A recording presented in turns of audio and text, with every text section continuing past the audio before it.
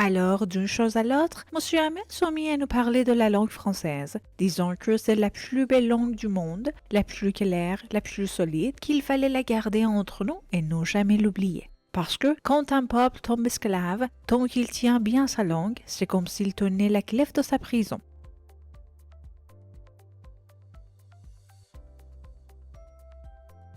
Maintenant, la grammaire. Alors, d'une chose à l'autre, de à. Soumettre à. Disons, c'est le participe présent. La plus belle langue, la plus claire, la plus solide. Ce sont les superlatifs. Disons que et que. Parce que, il exprime la cause. Quand un peuple tombe esclave, quand avec indicatif, il exprime le temps. Tant qu'il tient bien sa langue, tant que, avec indicatif, il exprime aussi le temps. Comme s'il tenait la clef de sa prison. Comme si, avec un parfait, il exprime la comparaison et l'hypothèse.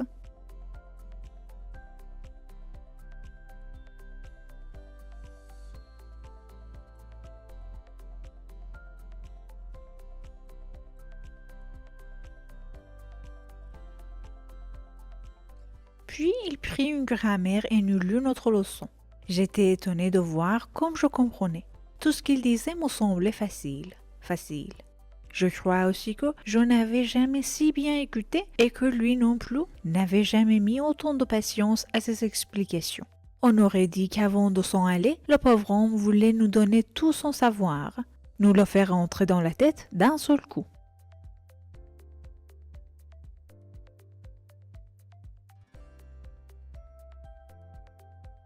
Maintenant, la grammaire. Être étonné de. Comme je comprenais, c'est une phrase exclamative. Tout ce qu'il disait, c'est une subordonnée relative. Je crois aussi que et que. Si bien écouté. Lui non plus. Autant de patience, c'est la comparaison. Avant de s'en aller, avant de avec infinitif, il exprime le temps.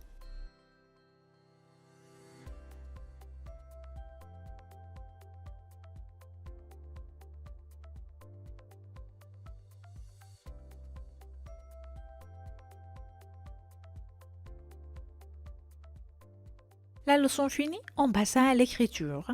Pour ce jour-là, M. Hamel nous avait préparé des exemples tout neufs sur lesquels était écrit en belle ronde France, Alsace, France, Alsace. Cela faisait comme des petits drapeaux qui flottaient tout autour de la classe, pendus de la traîne de nos pupitres. Il fallait voir quand chacun s'appliquait et quel silence.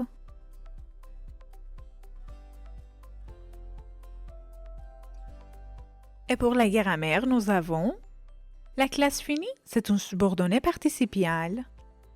Des exemples tout neufs sur lesquels était écrit. Sur lesquels était écrit, c'est une subordonnée relative. Drapeau qui flottait tout autour de la classe. Qui flottait tout autour de la classe, c'est aussi une subordonnée relative. Quand chacun s'appliquait, c'est une phrase exclamative. Quel silence, c'est une exclamation.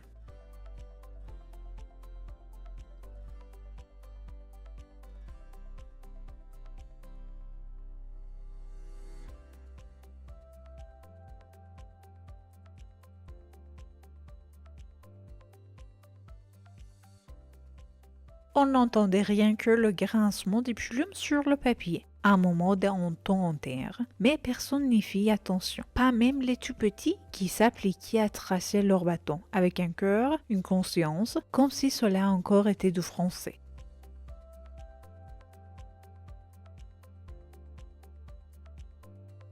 Maintenant, la grammaire. On n'entendait rien que le grincement. Personne n'y fit attention. Les petits qui s'appliquaient à tracer leur bâton. Qui s'appliquaient à tracer leur bâton, c'est une subordonnée relative. Comme si cela encore était du français. Comme si, avec un parfait, il exprime la comparaison et l'hypothèse.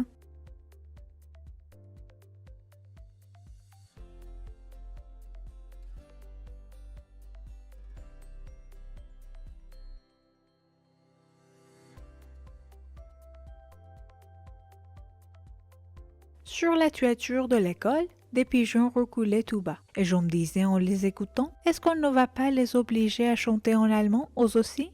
De temps en temps, quand je levais les yeux de dessus ma page, je voyais Monsieur Hamel immobile dans sa chair et fixant les objets autour de lui, comme s'il avait voulu emporter dans son regard toute sa petite maison d'école.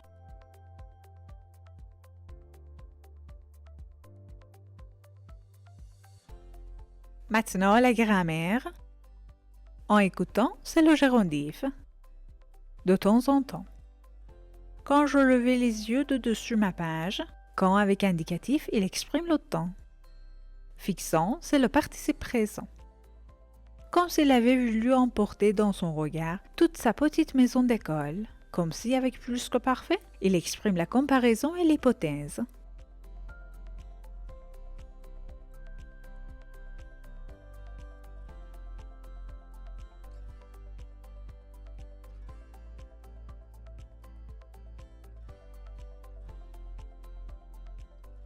Pensez, depuis 40 ans, il était là à la même place, avec sa cour en face de lui et sa classe toute pareille. Seulement les bancs, les pupitres s'étaient polis, frottés par l'usage.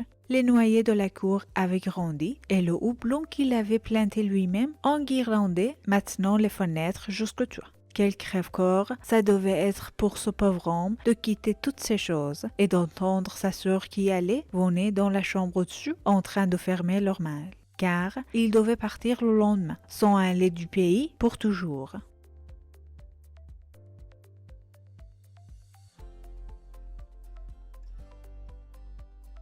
Et pour la grammaire, depuis 40 ans, depuis avec un nom, il exprime le temps.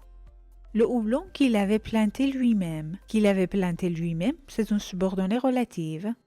Quel crève-corps ça devait être pour ce pauvre homme de quitter toutes ces choses et d'entendre sa sœur. C'est une phrase exclamative. Sa sœur qui allait, c'est une subordonnée relative.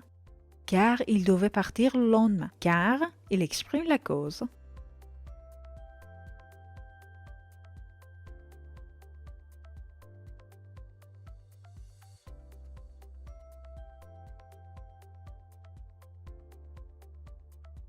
Tout de même, il eut le courage de nous faire la classe jusqu'au bout. Après l'écriture, nous eûmes la leçon d'histoire. Ensuite, les petits chantèrent tous ensemble le bas, be, bi, bo, bu. Là-bas, au fond de la salle, le vieux osier avait mis ses lunettes et tenait son abécédaire à deux mains. Il épelait les lettres avec eux. On voyait qu'il s'appliquait lui aussi. Sa voix tremblait d'émotion. Et c'était si drôle de l'entendre que nous avions tous envie de rire et de pleurer. Ah, je m'en souviendrai de cette dernière classe.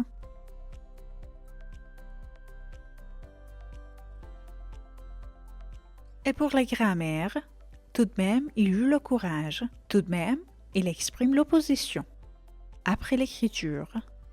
Ensuite, ton nom, c'est le participe présent.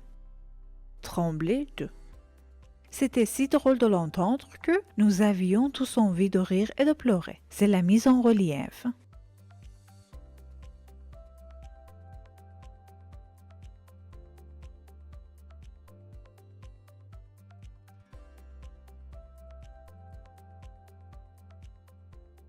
Tout à coup, l'horloge de l'église sonna midi, puis l'Angélus. Au même moment, les trompettes des Prussiens qui revenaient de l'exercice éclatèrent sous nos fenêtres. Monsieur Hamel se leva, tout pâle, dans sa chair. Jamais il ne m'avait paru si grand. Mes amis, dit-il, mais Mais quelque chose l'étouffait. Il ne pouvait pas achever sa phrase.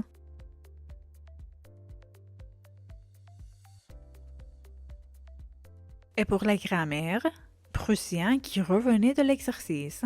Qui revenait de l'exercice, c'est une subordonnée relative. Jamais il ne m'avait paru si grand.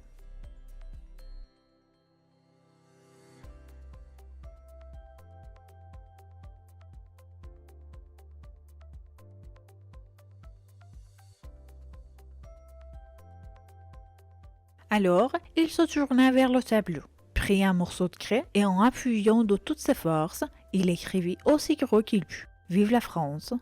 Puis il resta là, la tête appuyée au mur, et sans parler, avec sa main, il faisait signe « C'est fini, allez-vous-en ».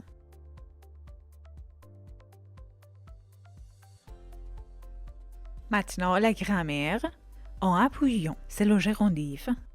Aussi gros que, c'est la comparaison.